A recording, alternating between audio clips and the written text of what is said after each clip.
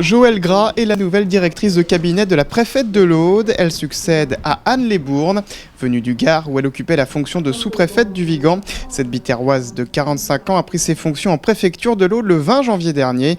Lors de sa présentation à la presse ce lundi, nous lui avons demandé l'image qu'elle avait de notre département.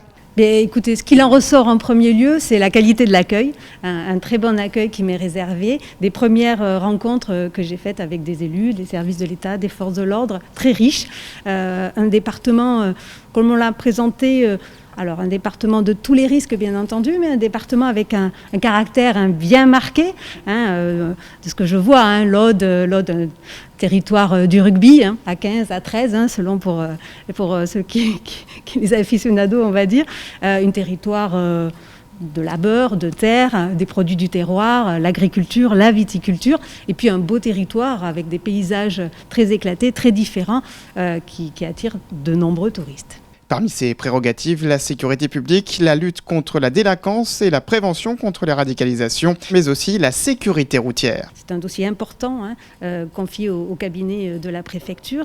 Alors 2020, nous voyons des statistiques qui montrent une baisse de l'accidentologie. Bien entendu, il ne faut pas s'arrêter à ces chiffres qui ne sont que la conséquence des différentes phases de confinement et donc de moins de trafic.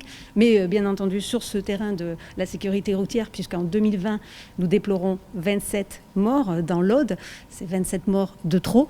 Et donc sur ce point-là, je serai vigilante pour prévenir et pour sanctionner les comportements à risque. Mais le dossier prioritaire pour la nouvelle directrice de cabinet, c'est la lutte contre le Covid-19 en veillant à l'application des consignes sanitaires. Le week-end dernier, elle s'est jointe à une opération de contrôle dans plusieurs magasins de la zone commerciale de Salvazar.